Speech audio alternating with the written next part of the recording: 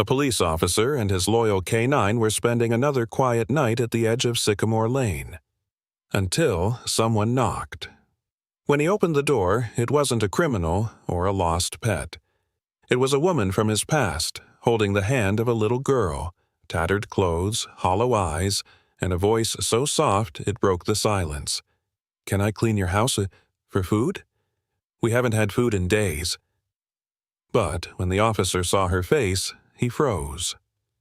What came next was a revelation of betrayal, sacrifice, and a love that never really left. What happened that night will warm your heart, make you cry, and remind you that sometimes home isn't a place. It's the people and the pause you choose to protect. Before we begin, have you ever had someone walk back into your life when you least expected it? Let me know in the comments. And if you believe that second chances are real for people and dogs alike, hit that subscribe button. Because this story might just change how you see love, loyalty, and what it truly means to come home. Snow fell in slow, deliberate spirals over the quiet edges of Maple Ridge, a sleepy mountain town 2 hours north of Denver, Colorado. The streets had long since emptied, blanketed beneath inches of fresh powder. Street lights hummed dimly against the fog of breath that hovered in the frozen air. Inside a small cabin near the edge of Sycamore Lane, a fire crackled in the hearth. It was peaceful. Too peaceful. Officer Jack Dalton stood by the window, a steaming mug of black coffee in one hand, the other gently scratching behind the ears of his longtime K9 partner, Rex. Jack was in his late 30s, a man carved by discipline and silence. Tall, lean, with square shoulders and worn knuckles, his face was the kind you might glance at once and forget, except for his eyes. A shade of steely green, they carried the calm of a man who'd seen too much and spoke too little.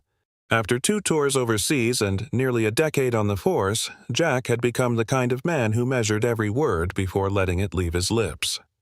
Stoic, steady, fair, but emotionally guarded.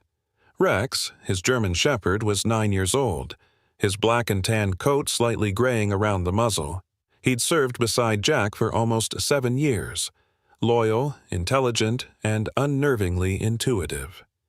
Most days, Rex was all Jack needed for company. They shared a bond forged not by training, but by survival. Rex had saved Jack's life once, pulling him from a collapsed shed during a drug raid 3 winters ago. Since then, they'd been inseparable. Tonight, the cabin was warm and still. The kettle hissed gently on the stove. Rex lay on the rug, his tail tapping idly.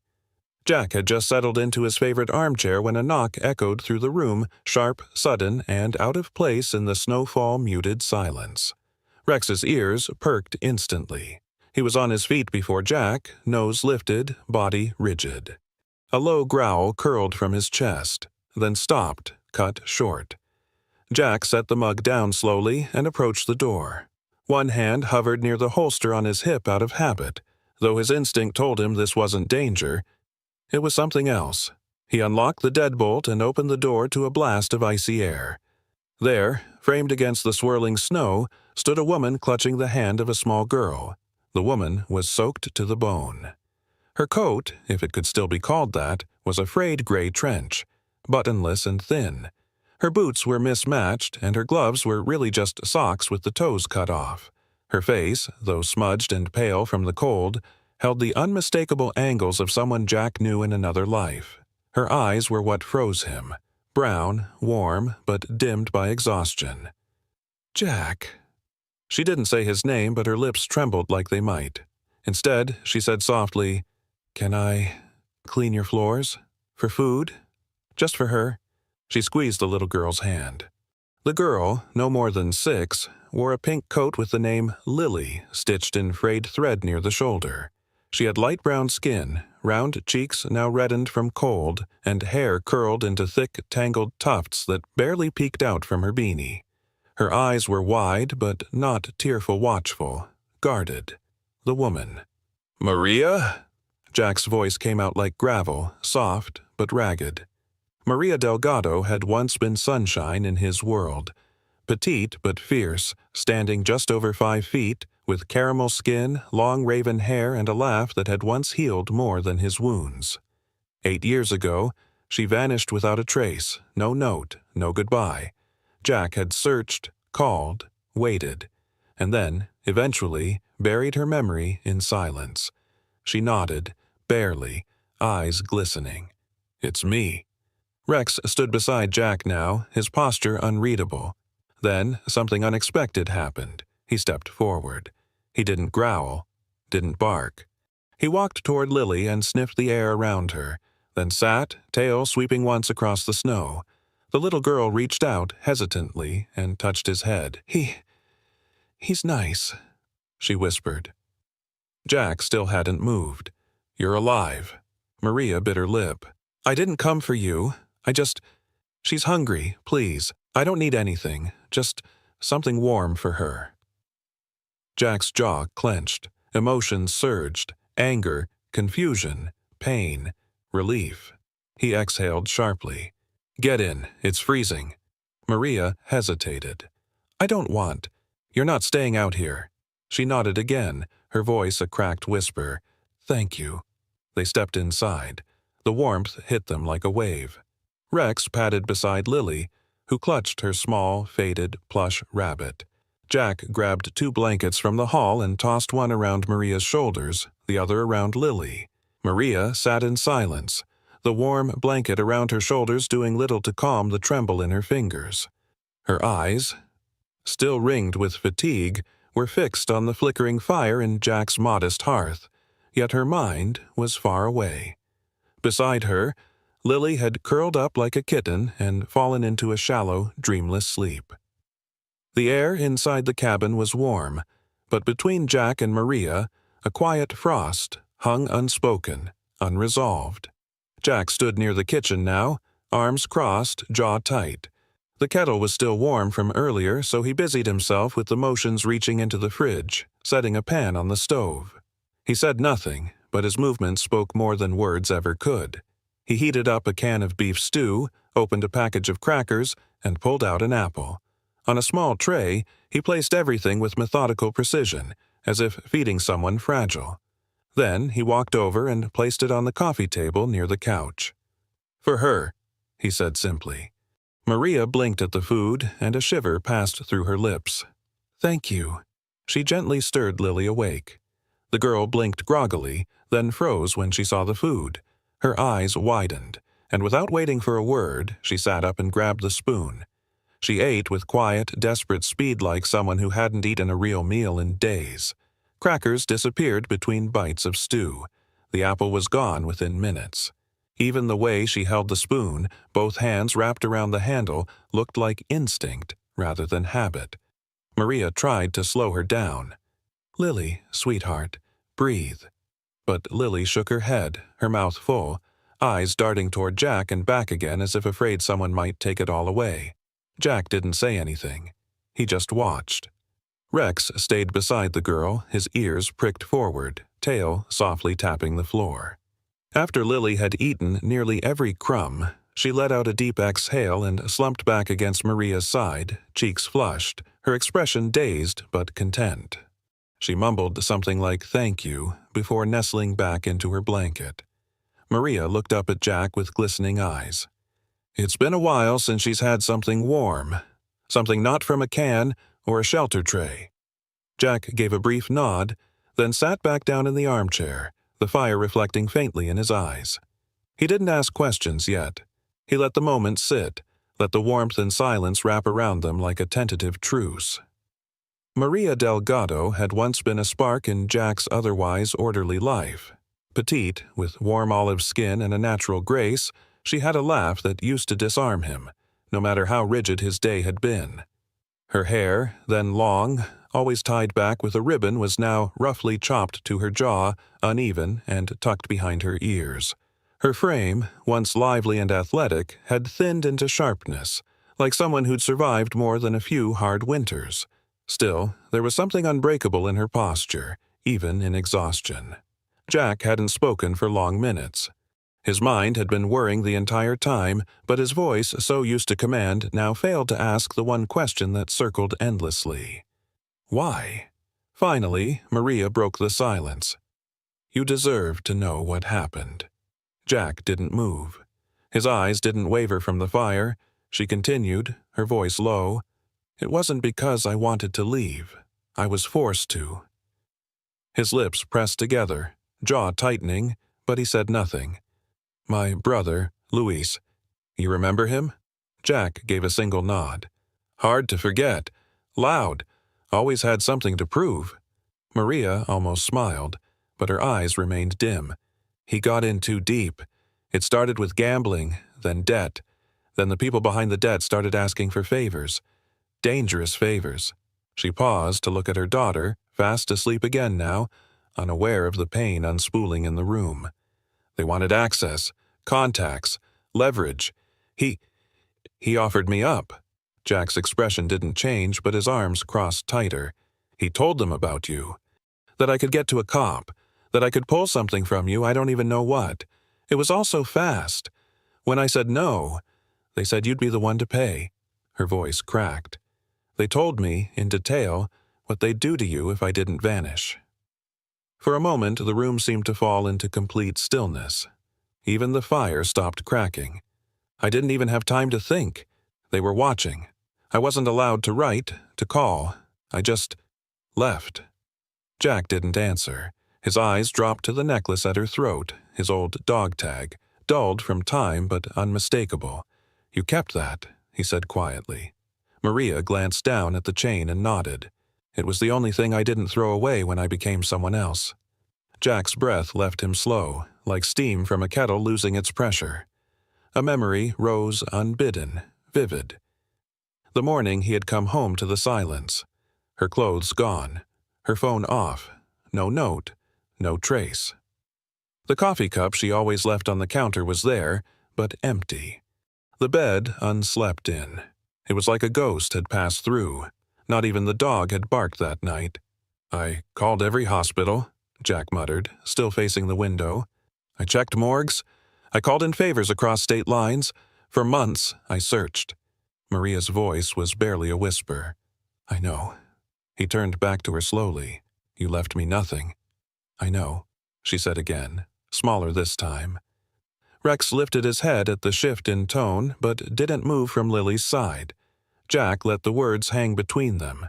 There was nothing left to say in that moment. The hurt was still too fresh, the truth too raw, and yet, in the aching quiet, something changed ever so slightly. Not forgiveness, but the beginning of understanding. The fire in the hearth had burned down to coals, casting long, trembling shadows across the walls of Jack's living room. Outside, the snowfall had slowed to a hush, blanketing Maple Ridge in a quiet stillness that felt almost sacred. Inside, however, the air carried a different weight, one thick with the things that had been said and the things that still needed to be. Jack sat at the kitchen table, a chipped ceramic mug between his hands. He hadn't touched the coffee inside it. Across from him, Maria wrapped a blanket tighter round her shoulders. Her eyes had dulled again, not from cold, but from the exhaustion of unpacking years of pain into a single conversation. Between them, silence ebbed and flowed like a tide, neither of them willing to breach it just yet. In the adjacent room, Lily lay curled up on the old pull-out couch, nestled into Rex's thick coat.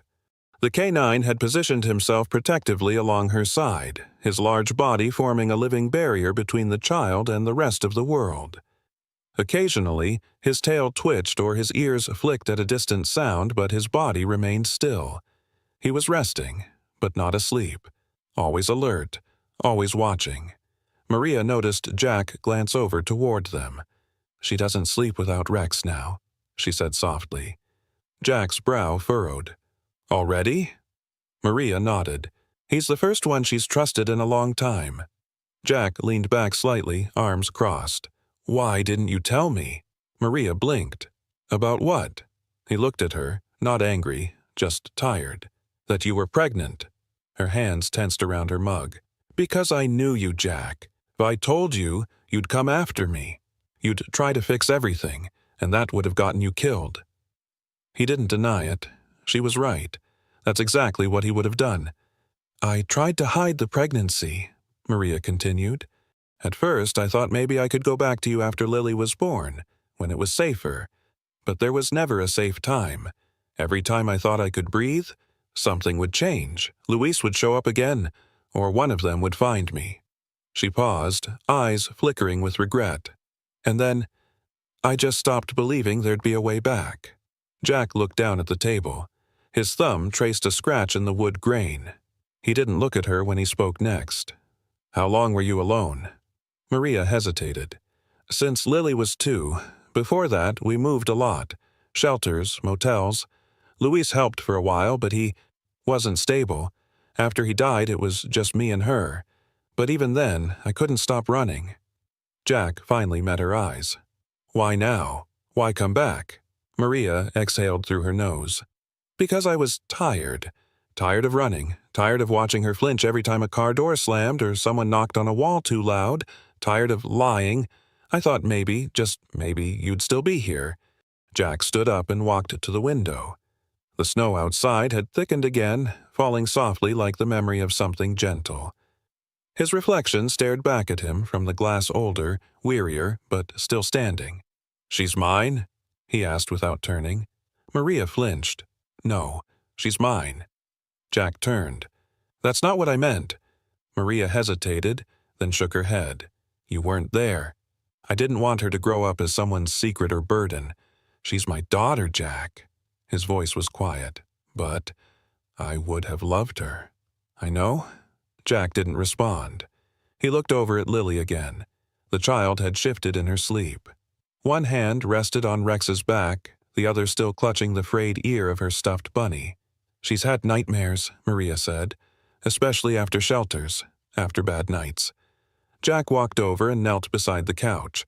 Rex looked at him, blinked once, then rested his head back down. Jack gently brushed a bit of hair from Lily's forehead. She stirred slightly, then sighed and settled. "She flinched earlier," he said without looking up. Maria frowned. "When?" "When I walked too close behind her. She didn't jump, but she tensed." Maria sat down on the edge of the armchair, voice low.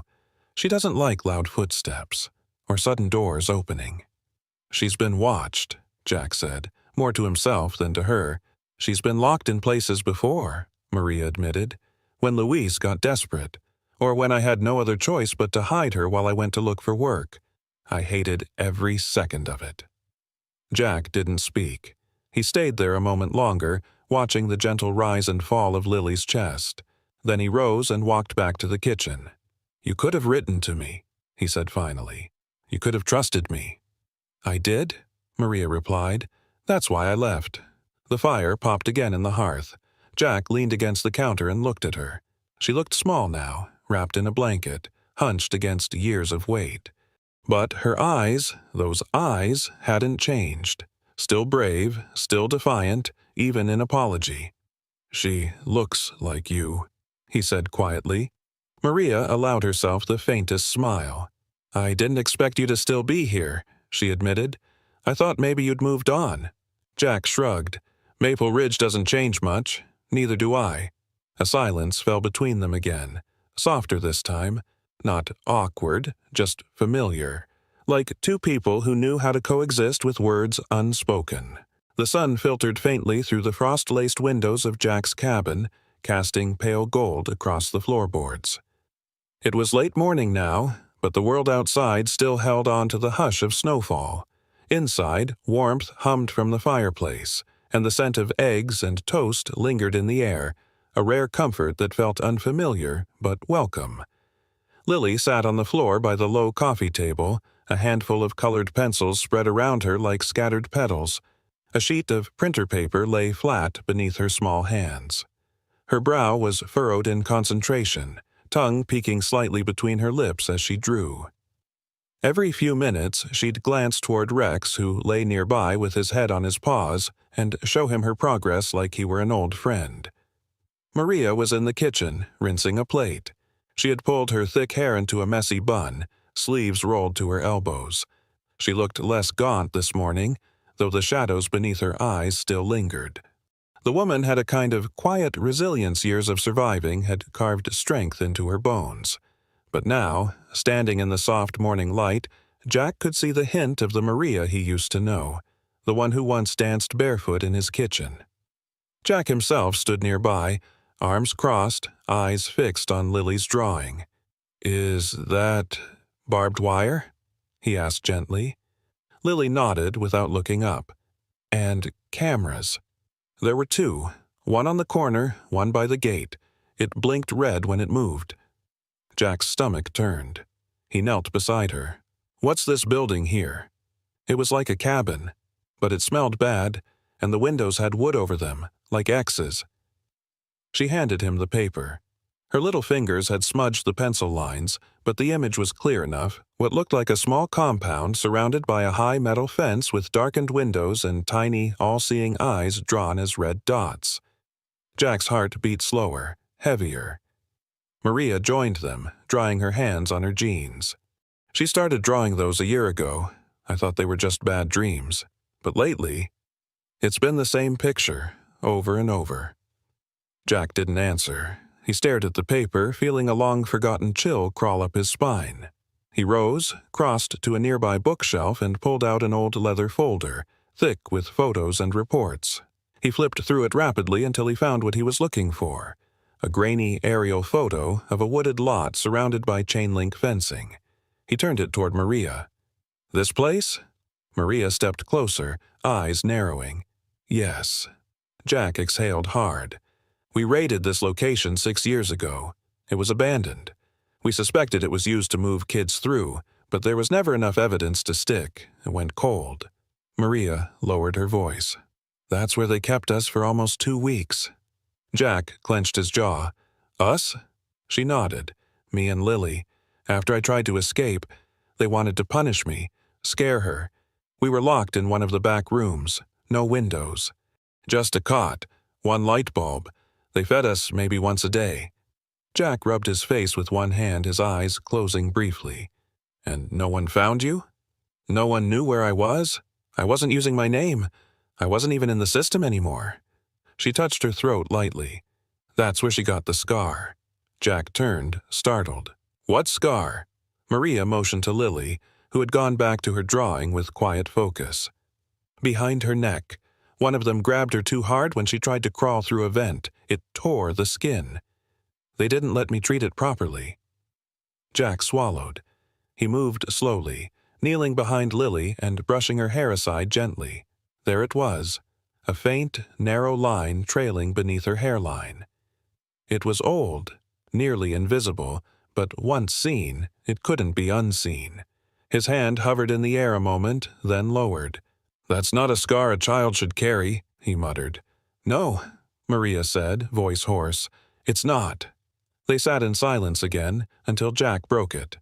"You said someone helped you escape?" Maria nodded. "A man. Part of the crew, but not like the others.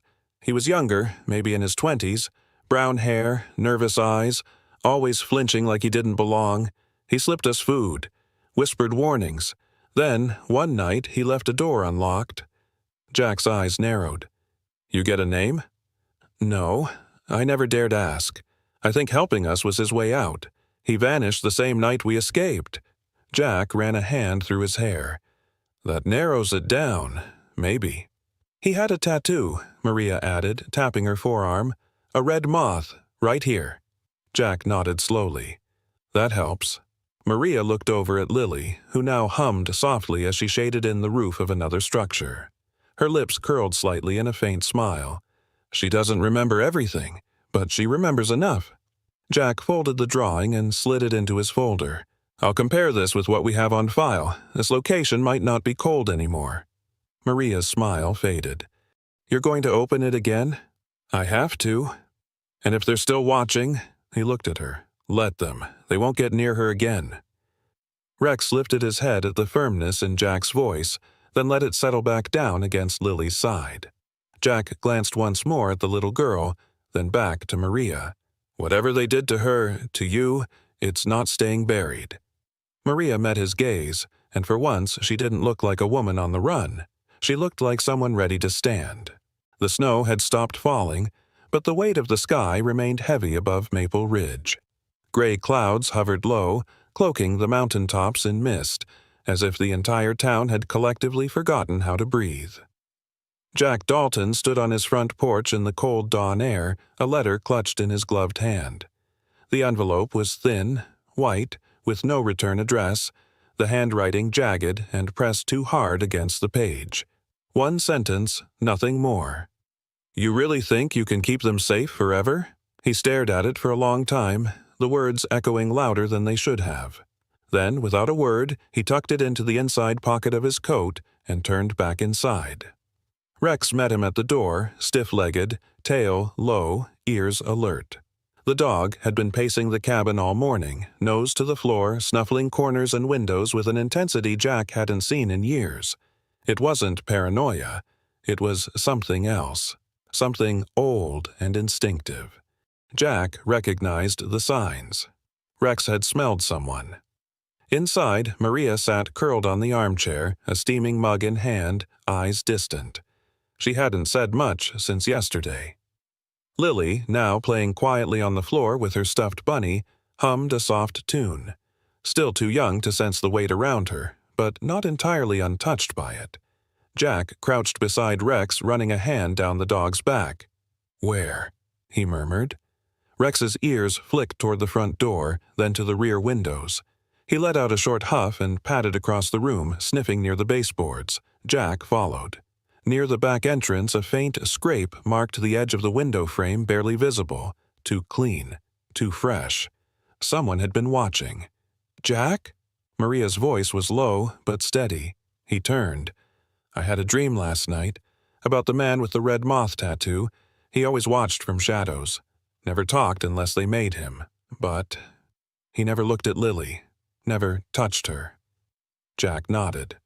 "You're sure he vanished the same night you escaped?" "Yes." "Then I think someone else is still watching now." He pulled the envelope from his coat and handed it to her. Her face blanched as she read it. Her fingers trembled slightly. "They know." Jack didn't need to answer. He already had the answer burning in his chest. He turned toward the old steel filing cabinet by the stairs unlocked, but never opened unless absolutely necessary. He pulled out a thin, marked folder and slapped it onto the table. "Brian Calloway," he said. "Ring any bells?" Maria flinched. Luis used to talk about a Brian, said he was untouchable, smart, careful, always 2 steps ahead. "That's him," Jack confirmed. "He was one of the names we couldn't pin during the trafficking investigations years ago. Quiet operator, not flashy, not violent himself, but he ordered the ones who were." He flipped open the folder. A black and white photo showed a man in his early 40s. Clean cut, average build, square jaw, short cropped hair, and sharp eyes. He looked like any man you'd pass on the street anonymous by design. Jack continued. "Calloway has ties to properties all across the county, most of them through dummy corporations. One of them owned the land that Compound was on." Maria swallowed. Why didn't the raid lead to anything? He covered his tracks. Too well. Everything pointed at others. He was always just outside the blast zone. Lily, oblivious, crawled over to Jack's side and held up her toy bunny. "He needs a name," she said cheerfully. "Can you help me pick one?" Jack smiled faintly, the smallest flicker of warmth in his otherwise granite features. "How about—" "Scout?" Lily giggled. "Scout. I like that." Scout it was. But the moment passed quickly. Jack's expression hardened again. He turned toward the rear of the house and called over his shoulder, "I want to check something." Outside, he and Rex moved through the perimeter. The snow from earlier had started to melt, leaving damp patches near the shed. Rex slowed near the side of the house, nose pressed to the earth. Then, without warning, he barked sharp, once then began digging near a bush at the edge of the property. Jack dropped to his knees beside him and found what Rex had already sniffed out, a crushed cigarette, still faintly warm. Someone had stood here not long ago. Back inside, Jack brought the evidence to the kitchen table. They were here, watching. Maria hugged Lily a little closer. "They won't stop." "No," Jack said, "but they're getting sloppy. That note wasn't a warning, it was a mistake." Then his phone vibrated. A message from dispatch. "Detective Sawyer just called. You might want to see this. They found something odd in that GPS scan." Earlier that morning, Jack had given a small plastic toy of Lily's a faded blue truck with a chipped roof to the department's tech officer, just to be safe. Lily had brought it everywhere, clutched to her chest at night. Jack's instincts had whispered there might be more to it. He called Sawyer immediately. Detective Eric Sawyer had been Jack's colleague for nearly a decade, a barrel-chested man in his 50s with a salt-and-pepper mustache and eyes that missed nothing. Sawyer had a gruff but trustworthy nature. Divorced twice, loyal to the badge, known for carrying butterscotch in his pocket to bribe wary kids into testifying. "Jack," Sawyer's voice rumbled through the speaker, "you were right to be suspicious. What did you find?" "There's a GPS transmitter inside the toy, low power but active. Not police-issued. Definitely not retail-grade either. Whoever planted it knew what they were doing." Jack exhaled through his nose. "It's been tracking her." "Yup. We've logged several signal pings across county lines in the past 3 months. Somebody's been moving with her and keeping tabs." "Any fingerprints?" "Working on it. But get that toy locked up, and watch your 6. Jack ended the call and turned toward Maria. "They were tracking her. The truck. It had a GPS bug inside." Maria's face went pale. "I picked that toy up from a donation box outside a church shelter. I didn't think—" "They did." He wrapped the toy in aluminum foil and sealed it in a bag. Then he looked at both of them, his voice low and steel-edged. "From now on, no one goes outside without me. No more walks alone. And we keep all doors locked, all windows watched. Rex will sleep near the doors." Rex lifted his head at the mention of his name, ears erect. Jack knelt beside Lily, gently tucking a strand of hair behind her ear. "You're safe now, okay? I promise." Lily smiled. "Because of Scout?" Jack nodded, forcing a smile. "And Rex. Especially Rex." The sky above Ridgewood turned an ominous slate gray as a cold front swept through the quiet town. By dusk, snow flurries whipped sideways across the streets, and wind rattled shutters like skeletal fingers against the windows. Inside the small cabin tucked between rows of pine, Jack was finishing a call with the sheriff's office, confirming a temporary power outage due to downed lines. The wood-burning stove crackled warmly, but an unease hung in the air like a scent only Rex could fully detect. Maria stood in the kitchen drying a small dish with trembling fingers.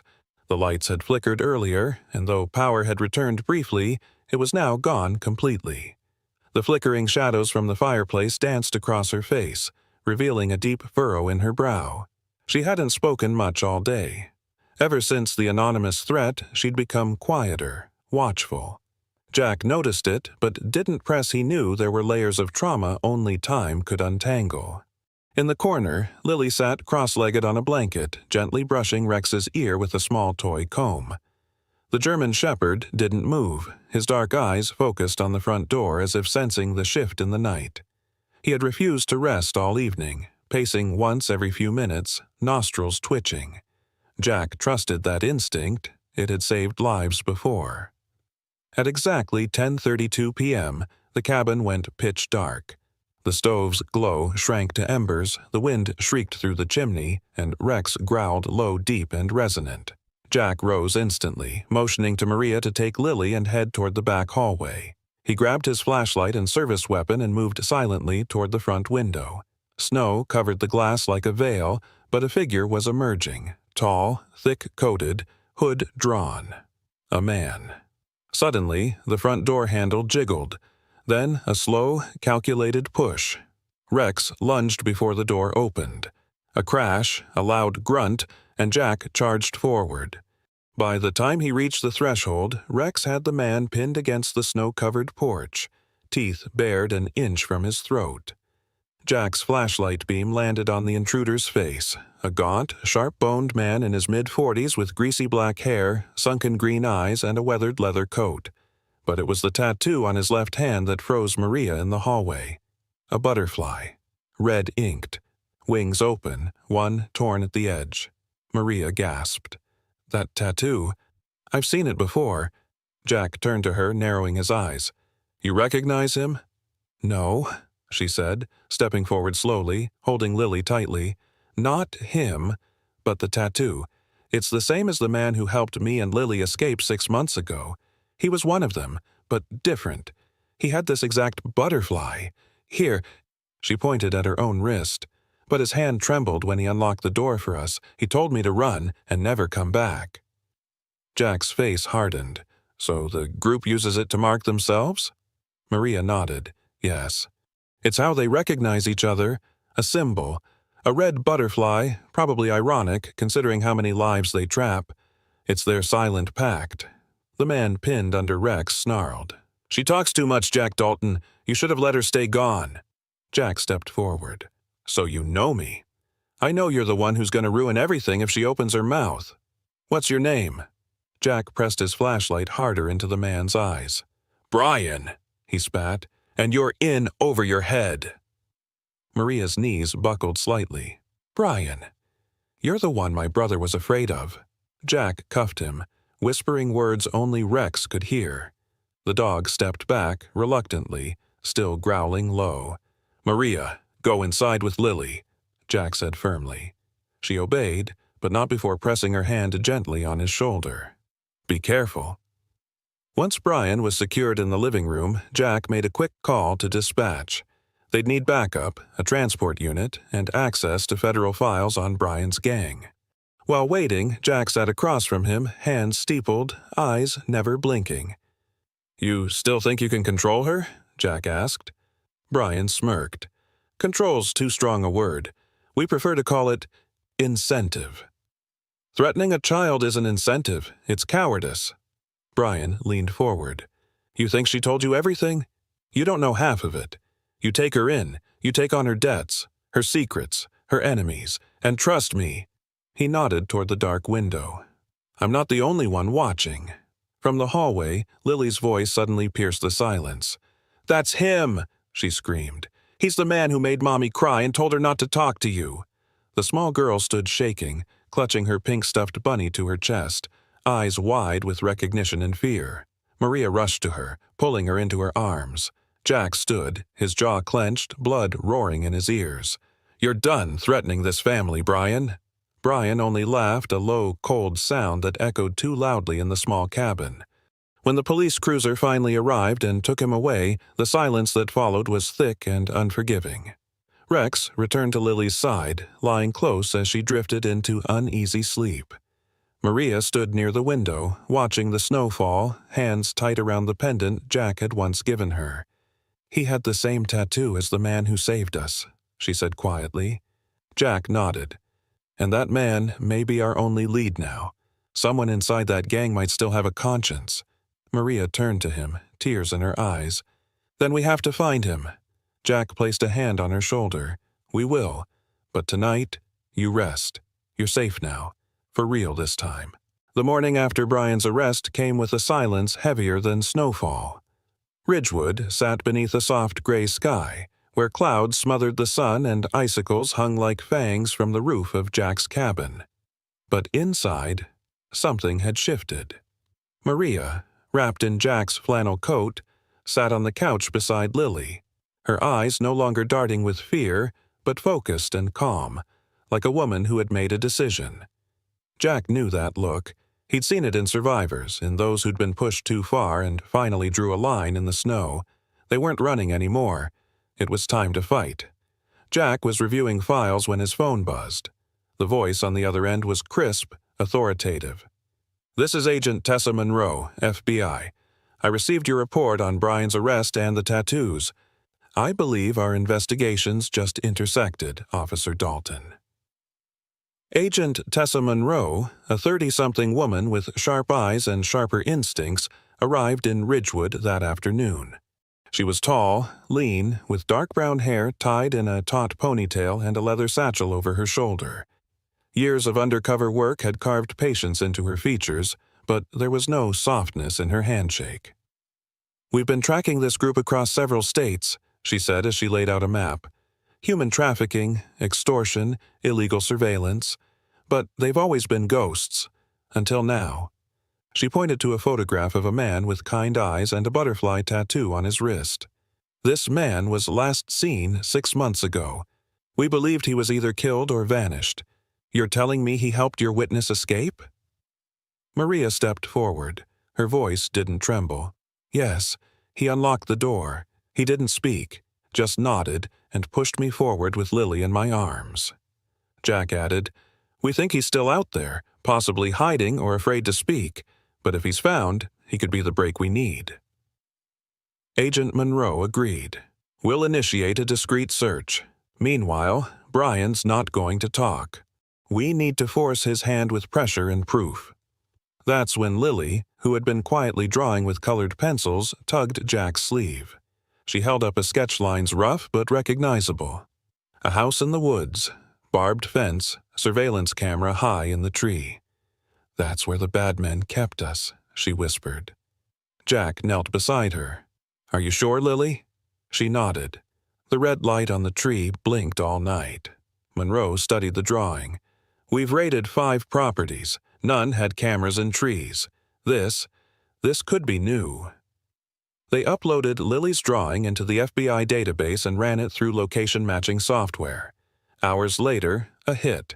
A secluded property on the outskirts of Pine Hollow, a ghost town 60 miles away. With warrants in hand and gear prepped, Jack suited up. Rex was already pacing by the door, sensing something was coming. Maria approached with hesitation. "I want to help," she said. "I can testify. About the camp, what they did, how they operated." Jack looked her in the eyes. "Are you ready for that? I've been afraid long enough." The next morning, Jack, Rex, and Agent Monroe led a multi-agency task force into Pine Hollow. Snow crunched beneath boots, rifles were loaded in silence, and Rex, wearing his Kevlar vest, moved like a shadow ahead of them.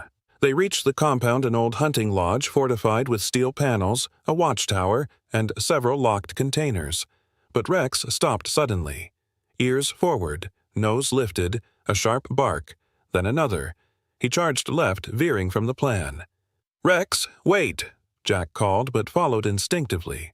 Behind the lodge, hidden beneath a collapsed shed, Rex pawed at the snow until wood cracked under pressure.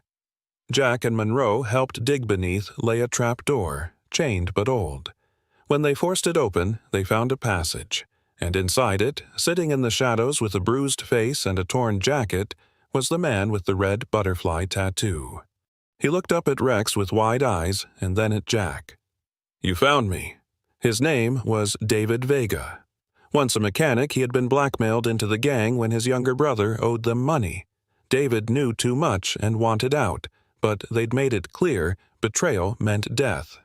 Jack knelt beside him. "You saved them, Maria and Lily." David nodded. "I didn't expect to live long after that." "You might now," Monroe said, "if you testify." David's testimony, along with Maria's and Lily's identification of the site, was the final nail. The task force raided the compound, seizing computers, records, and arresting 2 armed guards.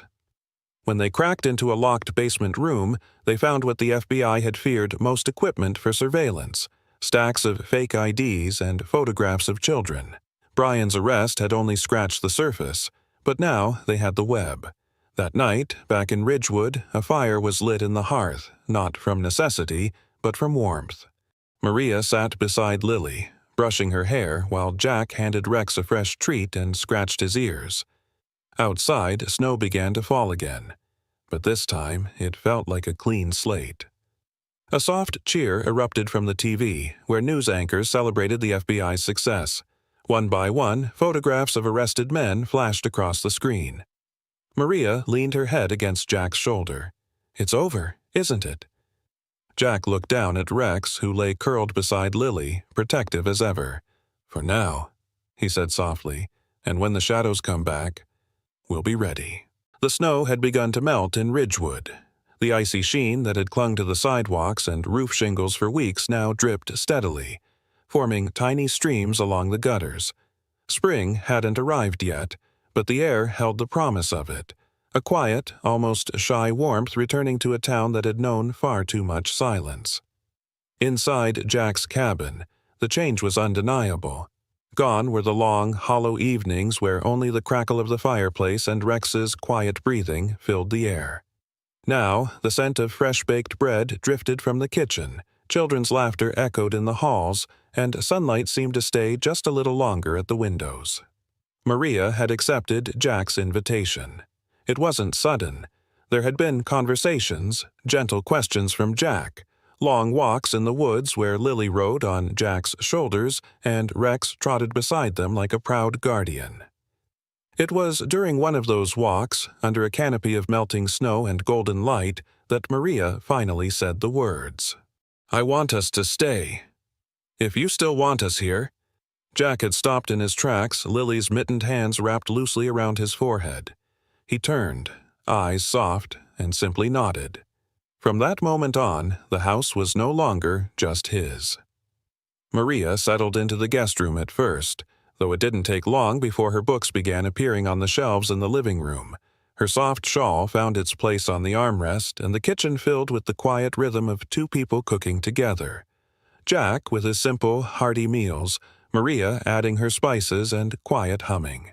She moved through the house with a grace that seemed born from years of cautious stillness, now giving way to comfort. Lily, with her bouncy chestnut curls and ever-observant eyes, took to the home as if it had always been hers. Jack converted his old office into a room for her, painted the walls pale yellow, strung fairy lights above the bed, and Rex claimed a worn old rug by the foot of it. Each night he'd lie curled around her feet like a breathing shield. One evening, Jack came home early from the station and found Lily sitting at the coffee table, tongue poking from the corner of her mouth in deep concentration. She was drawing again.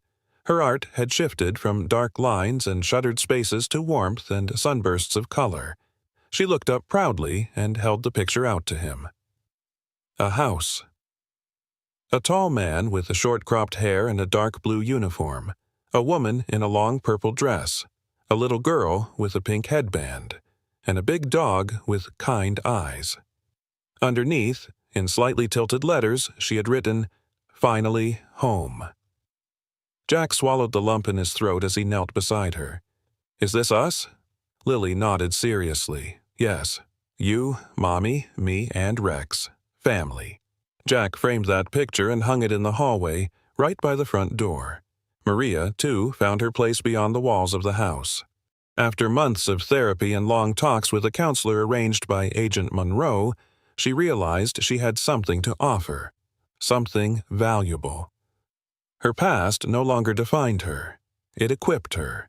With Jack's support and a letter of recommendation from the FBI, Maria joined Ridgewood's Small Victim Support Center as a part-time counselor. She was quiet but steady, her gaze patient. Survivors found comfort in her silence, in the way she listened without judgment, offering only nods and the occasional hand gently resting over theirs. The community accepted her, though some had remembered her from before, when she was just that girl who vanished. But time, honesty, and her own resolve slowly rebuilt what had been lost, and faithful Rex remained a sentinel of peace. Though officially retired, he accompanied Jack on short patrols now and then, his badge honorary but gleaming. At home, he took his duties more seriously. He would not sleep until Lily was in bed. He patrolled the perimeter during storms, never straying far from the porch. When Maria cried one night, softly, from a bad dream, he appeared beside her bed, placing his heavy head in her lap until she stilled. It was on a Saturday morning, sun streaming through the windows, that Maria found Jack on the porch with 2 mugs of coffee. She sat beside him, shoulders brushing. He handed her one without a word. For a while, they just watched the town below the park in the distance. The school Lily would soon attend. The bare trees slowly blooming again. "I used to dream of this," Maria whispered. Not the house, but the feeling of being safe, of being welcome. Jack looked at her, the corners of his eyes crinkling. "You're not just welcome, you belong." She reached over, taking his hand. "I never thought I'd get a second chance." "We both did," Jack murmured, glancing toward the window where Lily and Rex played, chasing each other in circles. Inside, above the fireplace, hung another frame. Maria's idea. It held not just Lily's drawing, but photos. Jack holding newborn Lily for the first time, Maria speaking at a survivor's support meeting, Rex in uniform with his head tilted proudly. Above it all, a small wooden plaque carved with 4 words: one family, one roof. Sometimes miracles don't arrive in flashes of light or thunderous signs from the sky. Sometimes they knock quietly on your door on a snowy night, cold, hungry, and wrapped in silence. This story reminds us that healing takes time, love takes courage, and family can be found even in the most broken of places. And maybe, just maybe, God sends His angels not with wings, but in the form of a mother's sacrifice, a child's smile, or the unwavering loyalty of a dog. If you've ever lost hope, let this be your reminder. No matter how long the winter, spring always finds a way. And no matter how far someone may drift, love can lead them home. If you believe that God still works miracles in quiet, ordinary ways through second chances, brave hearts, and unexpected reunions, type Amen in the comments below. Tell us, what moment in your life reminded you that you were never alone? We'd love to hear your story. Share this video if it touched your heart. Leave a comment below. And don't forget to subscribe for more true stories that remind us of hope, grace, and the quiet ways love wins. May God bless you and your family tonight and always.